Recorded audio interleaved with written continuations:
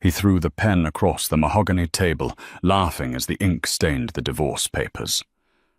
Finally, he sneered, looking at the woman who had cooked his meals and ironed his shirts for 3 years. I'm free of your mediocrity. He thought he was discarding a dead weight to chase a fortune. He didn't know that the woman sitting quietly across from him wasn't just a housewife. She was the sole heiress to the Blackwood sovereignty, a private equity empire worth more than the GDP of a small country. And that signature, it just cost him everything. The air in the conference room of Latham & Watkins on 6th Avenue was cold, sterilized by aggressive air conditioning and the frosty silence between the two people sitting at the long glass table. Outside, New York City was a gray blur of rain and traffic, but inside, Ethan Caldwell felt like he was standing in the sun. He adjusted the cuffs of his bespoke Brioni suit, a gift from Lila, his new partner in both business and pleasure. He looked at the woman sitting opposite him. Sarah. She looked plain. That was the word Ethan always used in his head. Plain. She wore a beige cardigan that had seen better days. Her brown hair pulled back in a loose, messy bun. No makeup. No jewelry except for the simple gold band on her finger, the one he was about to make her take off. Well, Ethan's voice cut through the silence, sharp and impatient. Are you going to stare at it all day, or are you going to sign so we can both get on with our lives? Or, well, so I can get on with mine. Sarah looked down at the document. Decree of absolute divorce. You're sure this is what you want, Ethan? Her voice was soft, barely a whisper. It wasn't pleading. It was strangely solemn, a kind of calm that Ethan mistook for defeat.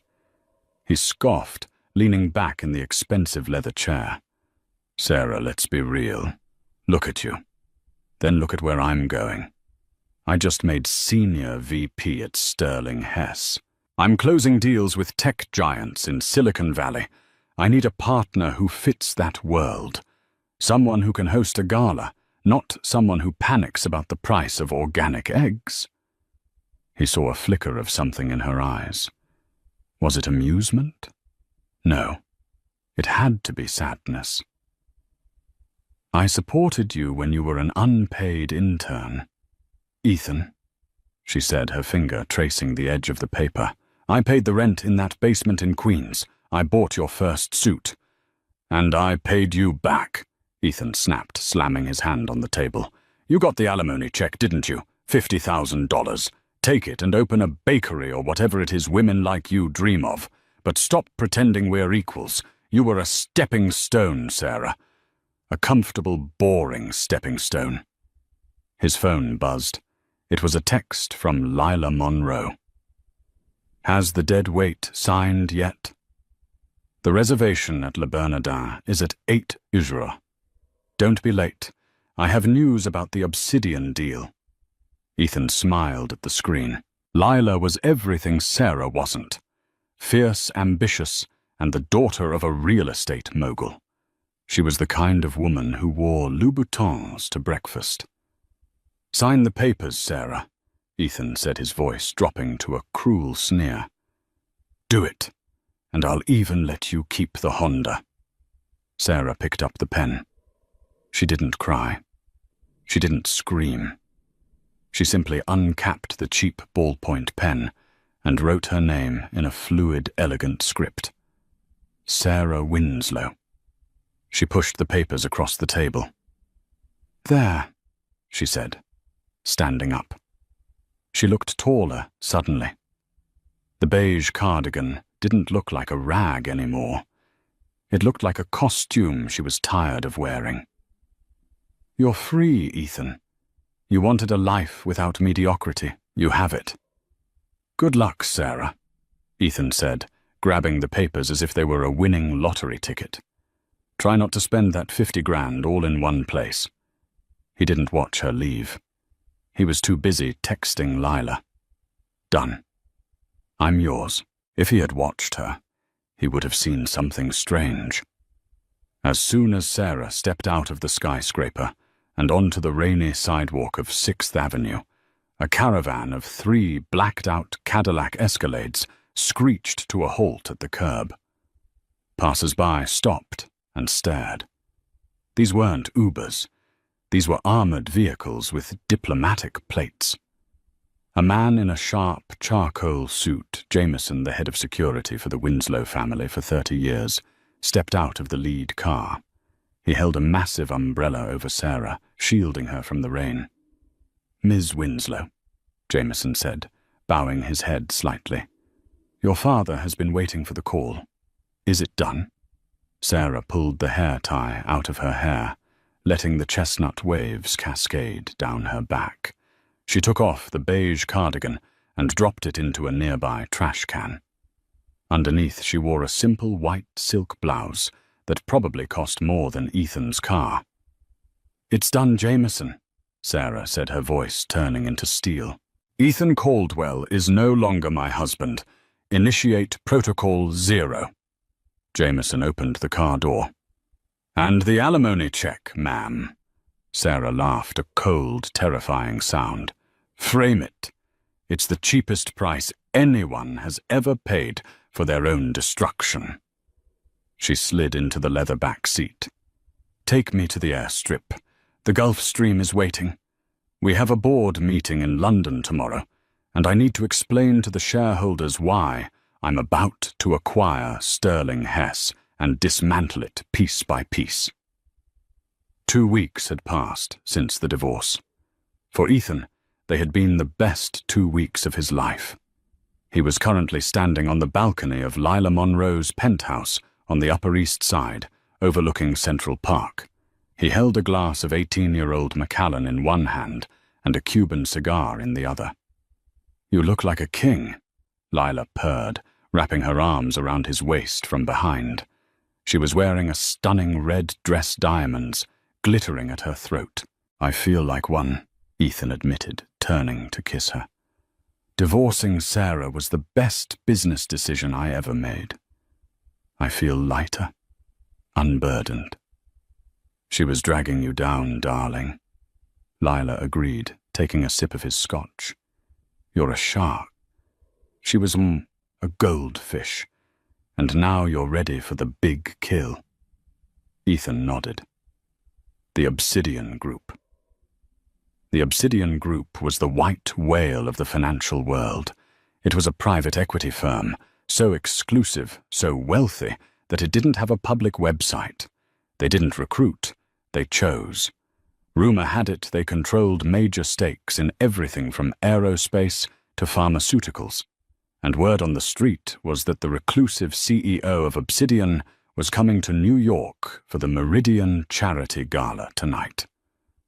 If I can land the account for Sterling Hess, Ethan said, his eyes hungry, I won't just be a VP. I'll be a partner. I'll be on the cover of Forbes. And you will, Lila assured him. My father pulled some strings. We're at the head table. Table 1, right next to the Obsidian representatives. Who is the CEO anyway? Ethan asked. No one seems to know. Old man Winslow retired 5 years ago, didn't he? People say his son took over, or maybe a board of directors. Does it matter? Lila shrugged. Money has no face. It just has a smell. And tonight we're going to follow the scent. The Meridian Gala. The Plaza Hotel. The ballroom was a sea of velvet silk and old money. Camera flashes popped like strobe lights as New York's elite filed in. There were hedge fund managers, tech moguls, and A-list celebrities. Ethan walked in with Lila on his arm, feeling like he had arrived. He spotted his boss, Arthur Sterling, near the bar, and walked over, chest puffed out. Ethan, Arthur boomed, shaking his hand. Good to see you. And the lovely Lila. Big night tonight, Ethan. Big night. If the rumors are true, the Winslow heiress herself might make an appearance. Heiress? Ethan frowned. I thought the Winslow family died out. No. Arthur lowered his voice. Old man Winslow had a daughter, kept her hidden away, sent her to boarding schools in Switzerland, then she vanished for a few years. Rumor is she wanted to live a normal life before taking the throne. Can you imagine? Pretending to be poor, just to see who really loves you. Ethan laughed. Sounds like a waste of time. Who would want to be poor? Exactly, Lila chimed in. Real power is meant to be flaunted. A hush suddenly fell over the room. It started at the entrance and swept through the crowd like a wave. The music stopped. The chatter died. What's happening? Ethan asked, craning his neck. The massive double doors at the top of the grand staircase swung open. A woman stepped out. She was wearing a gown of midnight blue velvet that hugged every curve embroidered with actual crushed diamonds that caught the light with every movement. Around her neck was the Star of Savoy, a sapphire necklace last seen in the royal court of Italy in the 1920s. Her hair was styled in glamorous Hollywood waves, and her makeup was sharp, accentuating high cheekbones and piercing green eyes. She looked powerful. She looked dangerous. She looked like a queen surveying her subjects. Ethan dropped his glass. It shattered on the marble floor, the sound echoing in the silence. "Oh my God," Lila whispered, clutching Ethan's arm. "Look at that necklace. That's Sarah Winslow." Ethan couldn't breathe. His brain was misfiring, trying to reconcile two impossible images. The woman in the midnight blue gown, radiating billions of dollars of influence, and the woman in the beige cardigan he had told to keep the Honda. It was Sarah, but it wasn't his Sarah. This woman held her head high, her gaze sweeping the room with cold indifference. She began to descend the stairs, flanked by 4 security guards and an entourage of assistants. The crowd parted for her, like the Red Sea. "That's not possible," Ethan stammered, his face draining of color. That's my ex-wife." Arthur Sterling turned to him, his face pale. "You're... what?" "That's Sarah," Ethan whispered. "Ethan," Arthur said, his voice trembling with a sudden, terrifying realization. "You divorced Sarah Winslow, the owner of the Obsidian Group, the woman who literally owns the building we are standing in right now." Sarah reached the bottom of the stairs.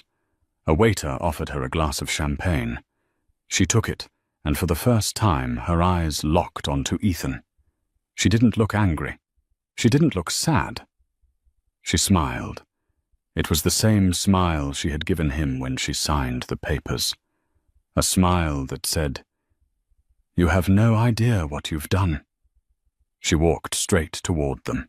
Lila, usually so confident, actually took a step back, intimidated by the sheer aura of wealth radiating off Sarah. "Good evening, Arthur." Sarah said, her voice smooth as velvet, but cold as ice. She ignored Ethan completely. "Ms. Winslow," Arthur stuttered, sweating profusely. "An honor, a true honor. We didn't know you were back." "I never left, Arthur," Sarah said, sipping her champagne. "I was just observing, conducting a field study on the integrity of the modern man." She finally turned her gaze to Ethan. She looked him up and down, inspecting his Brioni suit with a look of mild distaste. "Hello, Ethan," she said. "Sarah," Ethan choked out. You, please." She cut him off, raising a hand. "Ms. Winslow, Sarah was the woman who cooked your pot roast. She doesn't exist anymore. You signed her away, remember? She stepped closer, leaning in, so only he and Lila could hear. I hope you enjoyed the last 2 weeks, Ethan, because I just bought Sterling Hess this morning, which means... She paused, her green eyes sparkling with malice. I'm your boss, and we need to have a very serious performance review. She patted his cheek patronizingly. Don't be late for work tomorrow. I hate tardiness. She turned and walked away, the train of her gown flowing behind her like liquid night, leaving Ethan standing in the shattered glass of his own life.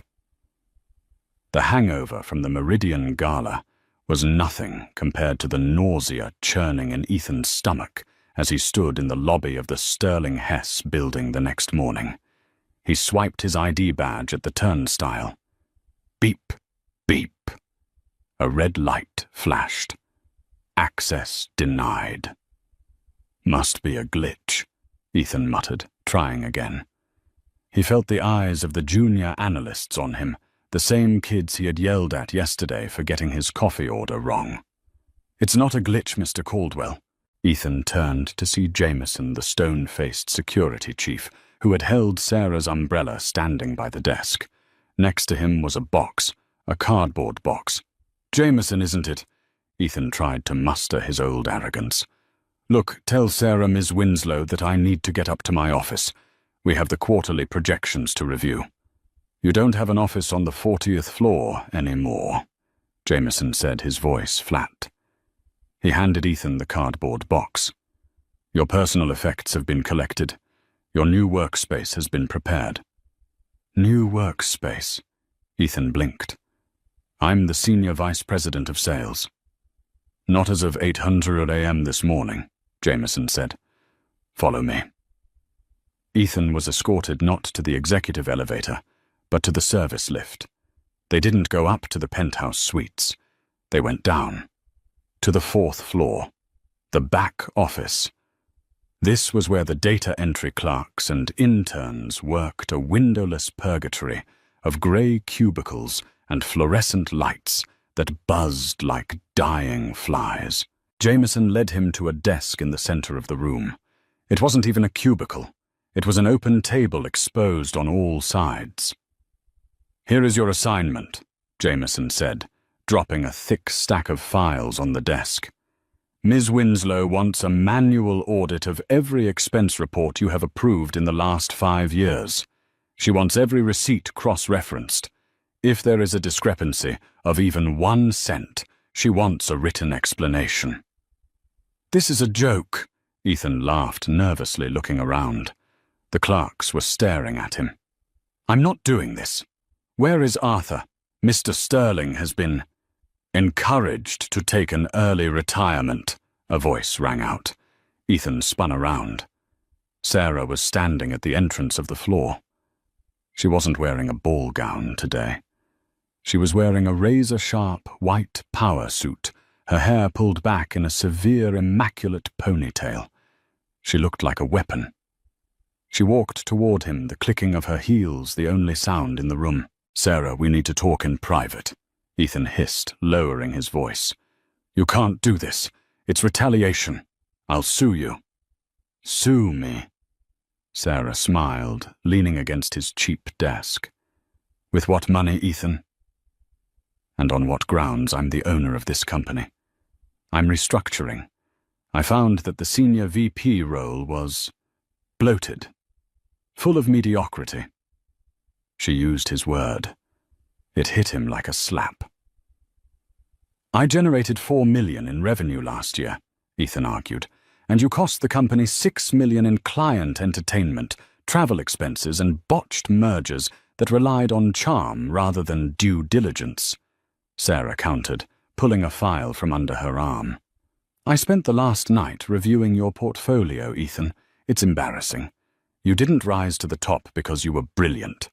You rose because Arthur Sterling liked drinking scotch with you. She tossed the file onto his desk.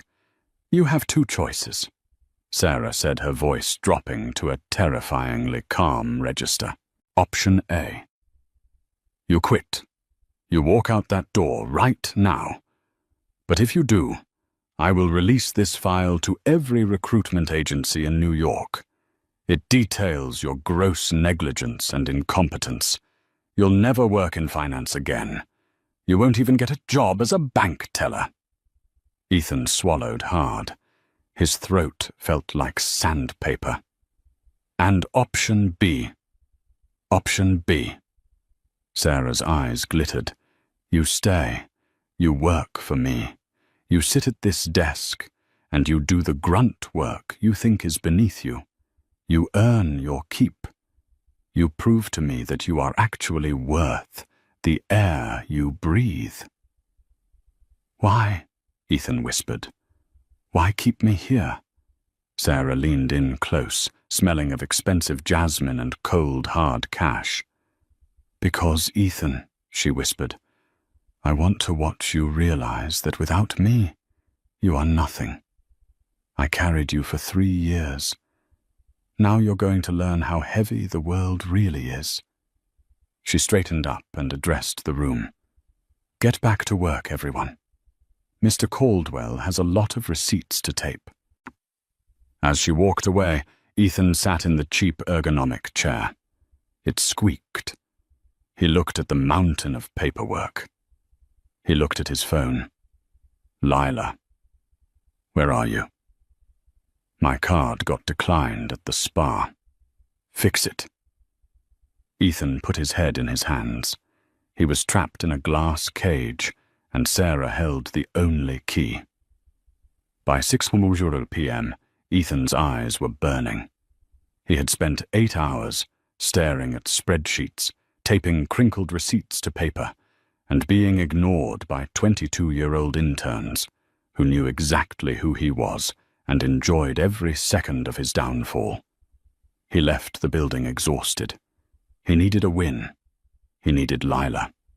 He hailed a taxi. His company car privileges had been revoked, obviously, and gave the address for Lila's penthouse. When he arrived, the doorman who usually greeted him with a smile and a "Good evening, Mr. Caldwell," stepped in front of him, blocking the entrance. "I'm sorry, sir," the doorman said, looking uncomfortable. "Miss Monroe has left strict instructions. You're not on the list." "Not on the list?" Ethan laughed, a frantic, high-pitched sound. "I live here. Well, practically. I'm her partner. Call her." "She's not accepting calls, sir. And your bags are in the lobby." Ethan pushed past the doorman and saw them. His 3 Louis Vuitton suitcases sitting lonely near the concierge desk.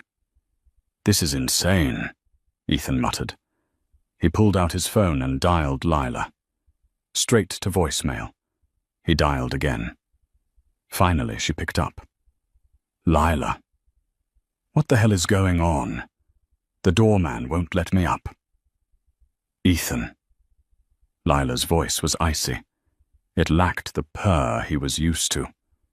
"Don't make a scene. It's tacky." "You locked me out after last night." "Especially after last night," Lila snapped. "Ethan, you didn't tell me your ex-wife was Sarah Winslow. Do you have any idea how much exposure my father has to the Obsidian Group? If Sarah decides to call in his loans, my family is ruined. I can't be seen with you. You're radioactive." "I'm the same man I was yesterday," Ethan shouted, ignoring the stares of people on the street.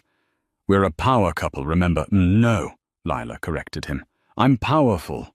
You were just an accessory. And now you're out of style. Goodbye, Ethan." The line went dead. Ethan stood on the sidewalk, rain starting to drizzle again. He was homeless. Technically, he still had his apartment in the city, but he had put it on the market last week, anticipating moving in with Lila. It was currently staged with rental furniture and had no electricity. "Fine," he snarled, grabbing his suitcases. "I don't need her. I don't need any of them." He dragged his luggage to the nearest hotel, a mid-range Marriott. He slapped his Platinum American Express card on the counter. "A suite?" he demanded. "For a week?" The receptionist typed for a moment, then frowned. She swiped the card again. "I'm sorry, sir. Declined." "Try it again," Ethan said, sweat beading on his forehead. "It has a $50,000 limit. It says, card reported lost or stolen. Account frozen," she said softly. Ethan froze. He pulled out his debit card. Declined. He pulled out his backup Visa. Declined. He scrambled for his phone and opened his banking app. Account balance, zeros. Status frozen. Court order pending. "What?" Ethan yelled. "Who did this?" But he knew who. He sat down on one of his suitcases in the hotel lobby, defeated. Just then, a news alert popped up on the TV screen behind the reception desk. It was a business channel. Breaking news. Obsidian Group announces acquisition of Sterling Hess. New CEO Sarah Winslow vows to clean up corporate corruption and embezzlement. The screen cut to a clip of Sarah at a press conference held earlier that day. She looked radiant. Standing next to her was a tall, strikingly handsome man with salt and pepper hair and a jawline that could cut glass. "Who is that?" Ethan asked the receptionist, dazed. "That's Nathaniel Roth," the receptionist said, looking at the screen dreamily. "The Shark of Wall Street. They say he's the only lawyer who has never lost a case, and rumor is he and Ms. Winslow are engaged." On the screen, a reporter asked, "Ms. Winslow, are you planning on replacing the current management at Sterling Hess?" Sarah looked directly into the camera. "We are conducting a thorough audit. We have found significant financial irregularities regarding one specific executive. We have frozen his assets pending a federal investigation." Ethan felt the blood drain from his face. She wasn't just firing him. She was framing him.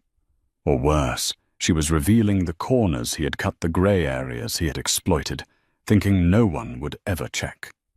She had frozen his money. She had taken his job. She had taken his reputation. And she had done it all in less than 24 hours. His phone buzzed. It was a text from an unknown number. "You told me to keep the Honda. I hope you kept the spare key. It's parked on 42nd Street. It's the only asset in your name not currently seized by the IRS. Drive safe. S." Ethan ran out of the hotel, leaving his luxury suitcases behind because he couldn't carry them all. He ran blocks in the rain until he found it. The dented grey Honda Civic. The car he had mocked her for driving. The car he had refused to be seen in. It was unlocked. He threw himself into the driver's seat, soaking wet, shivering. He put the key in the ignition. It sputtered, but started. The heater blasted air that smelled of stale French fries and the vanilla air freshener Sarah used to like. Ethan Caldwell. The man who thought he was a king gripped the steering wheel and screamed. He had nowhere to go, no money for gas, no friends who would pick up the phone. And the worst part, he knew Sarah was watching. From the shadows of an alleyway across the street, a black Cadillac sat idling. Inside, Sarah watched Ethan bang his fists on the steering wheel of the Civic. "Shall we intervene, ma'am?" Jameson asked from the driver's seat. "No," Sarah said, watching the man she had once loved, the man who had looked at her with such contempt, break down. "Let him sit in it. He needs to understand that rock bottom has a basement." She turned to Nathaniel Roth, who was sitting beside her reviewing a legal brief on a tablet. "Is the forensic audit ready for Phase 2? She asked. Nathaniel looked up, a wolfish grin on his face. "It is. We found the offshore accounts he tried to hide during the marriage. Turns out he was hiding money from you while you were paying his rent. That's perjury, Sarah. We can put him in prison." Sarah looked back at the Honda Civic. "Prison is too easy, Nate," she said softly. "I don't want him behind bars. I want him to owe me. I want him to spend the next 10 years working off his debt to me, knowing that every bite of food he eats is because I allowed it. She tapped on the window. Drive. We have a dinner reservation. As the Cadillac pulled away, Ethan saw the taillights. He knew it was her. He looked at the dashboard. The gaslight was on. He had 15 miles of range left. And then he remembered something. His mother. The woman he hadn't spoken to in 3 years, because Lila said she was too working class. She lived in a trailer park in New Jersey. It was his only option. Ethan put the car in gear. The King of New York was going home to Mommy. But the road ahead was filled with twists he couldn't even imagine, because Sarah Winslow wasn't the only one with secrets. The drive to New Jersey took 3 hours. It should have taken 1, but Ethan drove at 45 miles per hour, terrified that the Honda would break down or run out of gas. He pulled into Sunnyvale Estates just after midnight. It was a depressing grid of aluminum siding and gravel driveways. He parked the Honda in front of Lot 42, a single-wide trailer with a peeling pink door. He hadn't been here in 5 years. He hadn't invited his mother, Martha Caldwell, to his wedding. He had told his colleagues she was traveling in Europe when she was actually working double shifts at a diner. He knocked. The door creaked open. Martha stood there, in a flannel robe, a cigarette dangling from her lips. She looked older than he remembered. Harder. "Well," she said, squinting through the smoke. "If it isn't the prodigal son, did your GPS break, or did you run out of people to impress? Mom?" Ethan croaked, his voice breaking. I messed up." Martha looked at his soaked suit, the mud on his Italian shoes, and the desperate look in his eyes. She didn't hug him. She just stepped aside. "Couch is lumpy," she said. "Don't wake me up before noon." The next morning, Ethan woke up to the smell of bacon and the sound of heavy machinery. He sat up his back, screaming in protest. The trailer was small, cluttered with ceramic figurines and old newspapers. He looked out the window. A sleek silver Bentley flying spur was navigating the potholes of the trailer park, looking like a spaceship landing in a junkyard. It pulled up right next to his Honda. "No," Ethan whispered. "They can't find me here." A man stepped out. It wasn't Jameson. It was Nathaniel Roth, Sarah's fiancé and legal shark. He was wearing a navy suit that probably cost more than the entire trailer park. He navigated the mud with surprising grace and knocked on the door. Martha opened it, holding a spatula. "We don't want any Bibles, and we don't want any solar panels." "Mrs. Caldwell," Nathaniel said, his voice smooth and charming, "I'm not selling anything. I'm here to offer your son a lifeline." Ethan stepped into the doorway, panic rising in his chest. "What do you want, Roth? You took my job. You took my money. What else is there?" Nathaniel smiled, revealing perfect white teeth. He pulled a thick document from his briefcase. "We took your job because you were incompetent, Ethan. We froze your assets because you are a criminal." "I never stole anything," Ethan shouted. "Technically, no. You didn't stick a gun in a teller's face," Nathaniel agreed, handing him the document. "But according to the forensic audit Sarah commissioned, you approved $4 million in payments to a consulting firm called Apex Solutions, a firm that doesn't exist, a firm registered to a P.O. box in the Cayman Islands." Ethan went pale. Lila told me to do that. She said it was a tax workaround for the Sterling account. I didn't know it was fake. Ignorance is not a defense in federal court." "Ethan," Nathaniel said coldly, "that's embezzlement, fraud, money laundering. That carries a sentence of 15 to 20 years in a federal penitentiary. Martha dropped her spatula. Ethan, is this true? She set me up, Mom. Lila set me up, Ethan pleaded. It doesn't matter who set it up, Nathaniel interrupted. You signed the checks. Your signature is on everything. He stepped closer, his voice dropping. Sarah Ms. Winslow is a benevolent woman. She doesn't want to see her ex-husband rot in a cell. It looks bad for PR. So she is offering you a plea deal, a private one. What kind of deal? Ethan asked, trembling. You owe the company $4.2 million, Nathaniel said. You will work it off.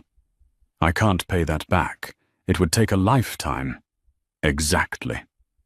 Nathaniel grinned. You will work for the Winslow Foundation. You will perform community service and general labor. Your wages will be garnished 100% until the debt is paid. In exchange, we do not hand this file over to the FBI. General labor? Ethan asked, horrified. Sarah is hosting a charity gala in the Hamptons next Saturday, Nathaniel said, checking his Rolex. We're short on catering staff. I suggest you get fitted for a vest. And Ethan? Don't be late. The hourly rate is minimum wage. You have a lot of hours to clock. Nathaniel turned and walked back to the Bentley. Before he got in, he looked back. Oh, and bring the Honda. The valet parking is for guests only. The Winslow estate in the Hamptons was not a house. It was a compound, a sprawling mansion of white stone overlooking the Atlantic Ocean, surrounded by manicured hedges and security guards with earpieces. Ethan Caldwell stood in the service kitchen, adjusting his bow tie. He wasn't wearing Brioni today. He was wearing a polyester waiter's uniform that was slightly too tight in the shoulders. Tray up, the catering manager yelled. Caldwell, stop daydreaming. Champagne to the East Terrace. Move. Ethan grabbed a heavy silver tray loaded with crystal flutes. He took a deep breath and pushed through the swinging doors. The party was in full swing. A jazz quartet played softly by the pool. The air smelled of sea salt and money. Ethan kept his head down, weaving through the crowd. He recognized half the people there, former clients, college buddies, rivals. Champagne, sir, he mumbled, offering the tray to a group of men he used to play golf with. Don't mind if I do, one said, not even looking at Ethan's face. To them, he was furniture, invisible. He moved toward the VIP section, dread pooling in his stomach. Sitting at a high-top table laughing loudly was Lila Monroe. She was draped on the arm of a new man, Victor Cray, a Russian tech billionaire known for being ruthless. Lila looked stunning in emerald green. Ethan tried to turn around, but a guest bumped into him. The tray wobbled. A single glass of champagne tipped over and splashed onto the shoulder of Victor Cray's suit. You idiot! Victor roared, jumping up. This is custom Armani. Look what you did. The music stopped. Silence fell over the terrace. Lila turned annoyance on her face until she saw the waiter. Her eyes went wide. Ethan, she gasped. Then a slow, cruel smile spread across her face. Oh my God! Victor, look. It's my ex. The crowd murmured. People pulled out their phones. Ethan Caldwell, the rising star of Wall Street, wiping champagne off a Russian oligarch's jacket. I'm sorry, sir, Ethan stammered, grabbing a napkin. I'll clean it. Get away from me. Victor shoved him. Ethan stumbled back, dropping the tray. Glass shattered everywhere. Look at you. Lila laughed, standing up to perform for the crowd. I always knew you were a loser, Ethan. But this is pathetic. Did you spend all your alimony already?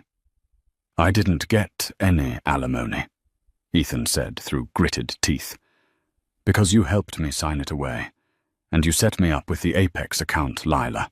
You told me it was legal. Lila laughed harder. Oh, grow up, Ethan. Nobody forced you to sign those checks. You were so desperate to impress me, so desperate to be a big shot. You didn't even read the fine print. You were the perfect patsy. She turned to Victor. He's a fraud, darling. Stole millions. I had to leave him before he dragged me down. Ethan's fists clenched. He wanted to scream. He wanted to tell them all the truth. Is there a problem here? The voice was soft, but it carried the weight of a gavel strike. Sarah Winslow stepped out of the shadows. She wore a black tuxedo suit, simple, elegant, and severe. Beside her stood Nathaniel Roth and 2 security guards. Ms. Winslow, Victor Cray, said, his tone instantly respectful. This clumsy waiter ruined my jacket.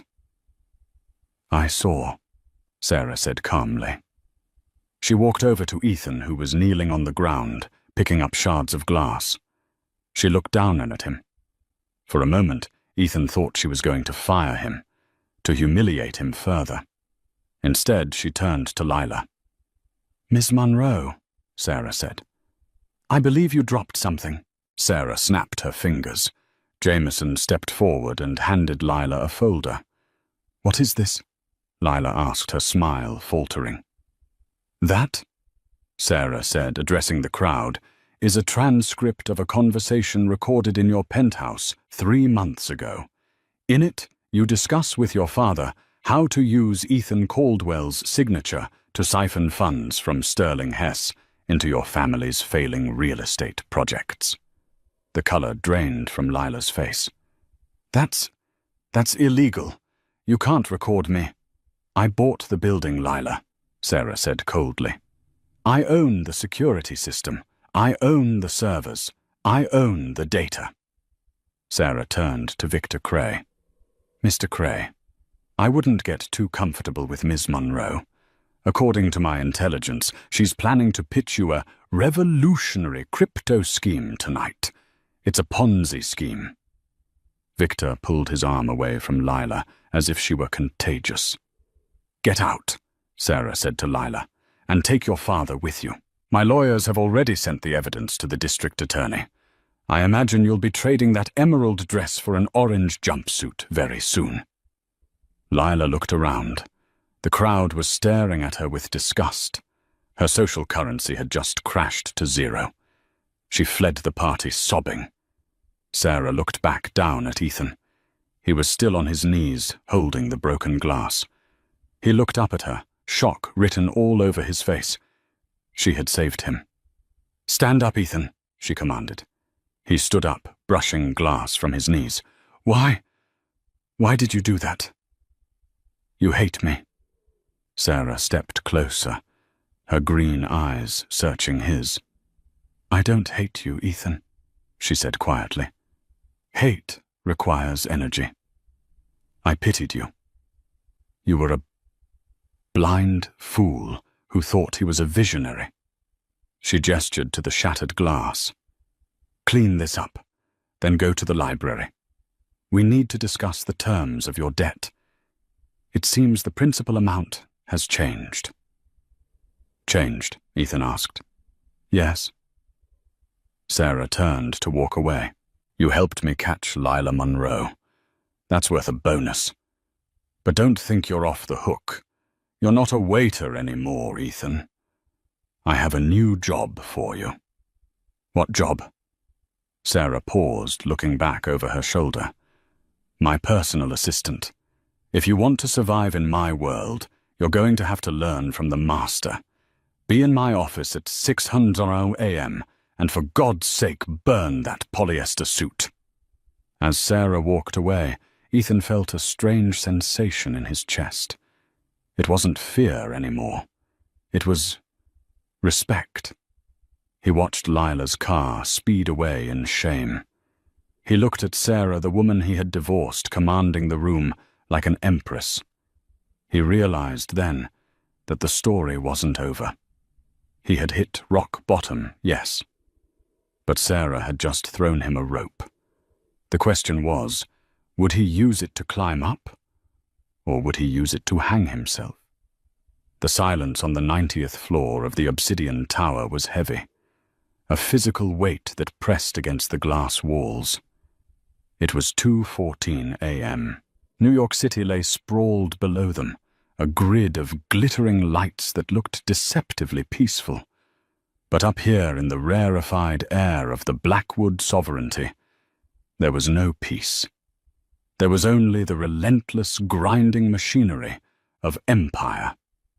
Ethan Caldwell stood by the espresso machine in the corner of the office, waiting for the extraction to finish. He checked his watch.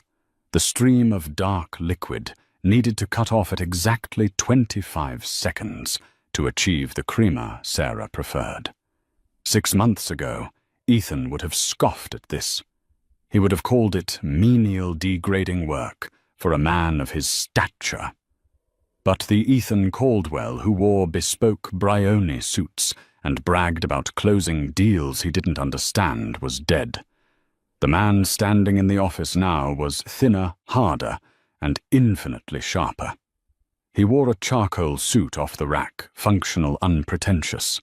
His eyes were rimmed with permanent dark circles, the badge of honor for surviving half a year as Sarah Winslow's personal shadow. He placed the cup on a saucer. No sugar. Temperature exactly 195 degrees. He walked across the expanse of plush carpet toward the desk where Sarah was working. She hadn't sat down in 4 hours. She was pacing the length of the floor, a tablet clutched in her hand, her silhouette framed against the dark skyline. The Bolivian Ministry of Energy just sent the revised terms, Sarah said, not turning around. Her voice was tight, vibrating with a tension Ethan had learned to read like a barometer. They're stalling, which means someone else is in their ear. Richard Croft, Ethan said immediately. He set the coffee down on her desk, precisely 3 inches from her laptop, safe from any potential spills. Sarah turned. Her face was pale, stripped of the gala makeup and the public armor she wore during the day. This was the real Sarah, the architect of a $1 trillion portfolio carrying the weight of thousands of employees on her shoulders.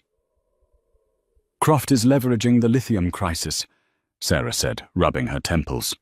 If he secures those mining rights, he controls the supply chain for electric vehicle batteries for the next decade.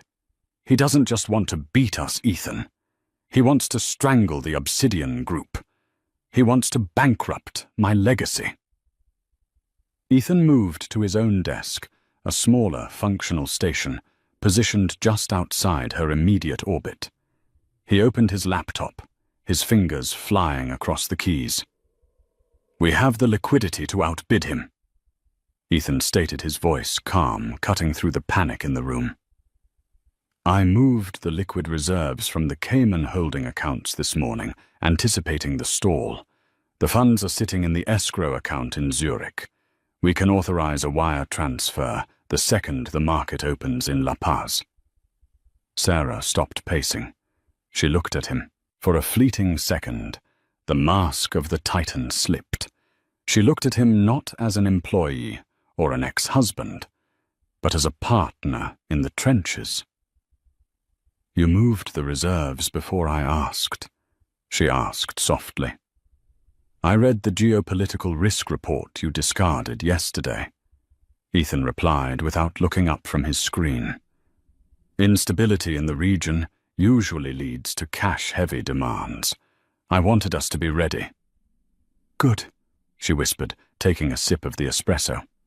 You're learning. The air in the room shifted. For the first time in 6 months, it wasn't hostile. It was professional, efficient, lethal.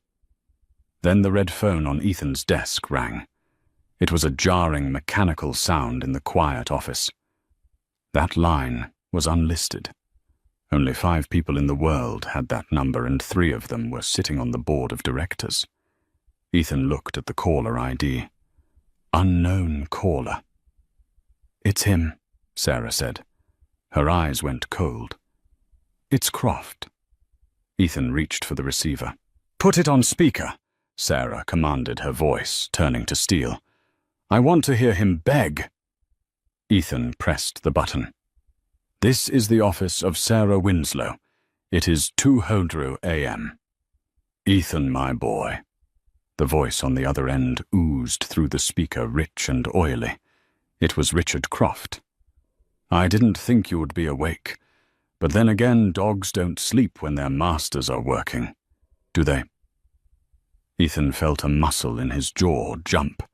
He glanced at Sarah. She was leaning against her desk. Her arms crossed, her expression unreadable. She gestured for him to continue. "State your business, Richard," Ethan said firmly. "I'm not calling for Sarah." Croft chuckled.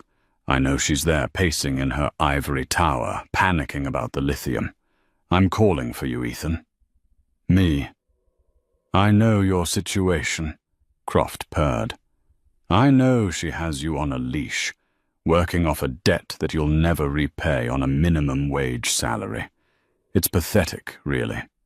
A man of your potential scrubbing floors for the ex-wife who humiliated him." Ethan looked at his hands. They were clean, but he could still feel the phantom grime of the trailer park, the sting of the champagne glass he had cleaned up in the Hamptons. "Get to the point," Ethan said. "The point is, I have a lifeline," Croft said, his voice dropping to a conspiratorial whisper. "I need the encryption key to Sarah's private server, the one housing the geological surveys for the Bolivian sector. You have access to her passwords, don't you, Ethan? You're the gatekeeper." The room seemed to drop in temperature. Sarah didn't move. She didn't breathe. She just watched Ethan with eyes that were terrifyingly void of emotion. "And what do I get?" Ethan asked. "Freedom," Croft said. "I will wire $5 million to a blind account in Singapore within 10 minutes of receiving the key, and I will use my legal team to squash whatever debt agreement you signed with the Winslow estate. You can walk out of that tower tonight, Ethan. You can have your life back. The suits, the cars, the women. You can be the king of New York again." $5 million. The number hung in the air. It was enough to disappear, enough to never look at a spreadsheet again, enough to buy back his pride. Ethan looked at the phone. Then he looked at Sarah. He thought about the last 6 months. He thought about the grueling 18-hour days. But he also thought about the brilliance he had witnessed. He saw how Sarah fought not for vanity, but for the survival of her family's legacy. He realized that the king of New York he used to be was a fraud. He had been a hollow suit coasting on charm and Sarah's unseen money. The man he was now.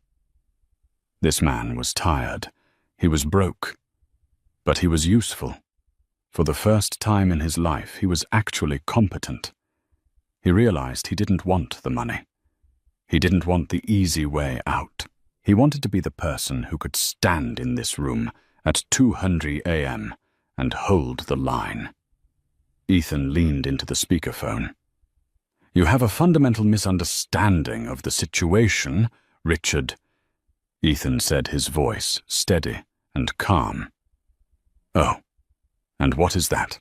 Croft asked. "You think I'm here because I have to be," Ethan said. "But you can't buy loyalty that you haven't earned, and frankly, Richard, you can't afford me." He paused, letting the silence stretch. "Go to hell." Ethan slammed his finger down on the disconnect button. The line went dead. Silence rushed back into the room, louder than before. Sarah let out a long, slow breath. She walked over to the window, staring out at the city she owned. "You knew he was going to call," Ethan said, the realization dawning on him. "Croft is a predator," Sarah said her back to him. "He smells weakness. He assumed you were the weak link in my armor. He assumed everyone has a price." She turned around. "I had Jameson monitoring the line from the security hub downstairs. If you had accepted the offer, if you had typed even one character of that password, Jameson would have come through that door," Ethan finished for her, "and I would be in a federal holding cell by sunrise." "Yes," Sarah admitted. "It was a test, Ethan. The final test.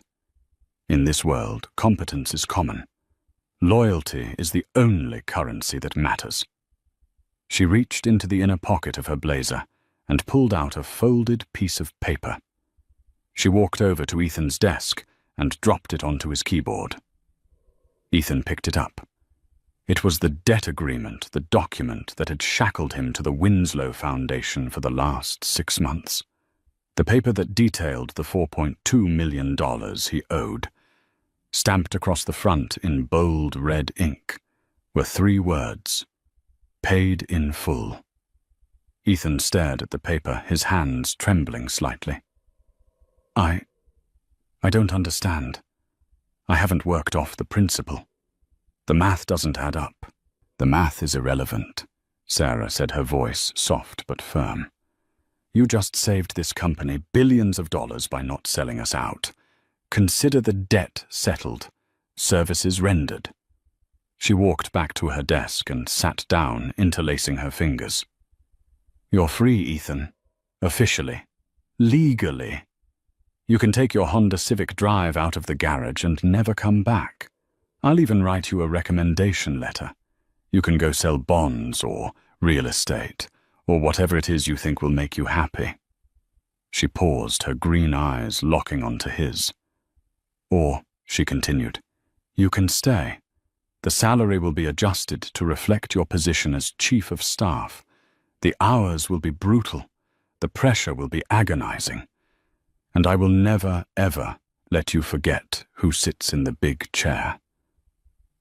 "But," she gestured to the skyline, to the empire of lights below, "you will be part of something real. You will help me build the future." Ethan looked at the door. The exit sign glowed green in the darkness. It was the way out. It was the path to an easy life.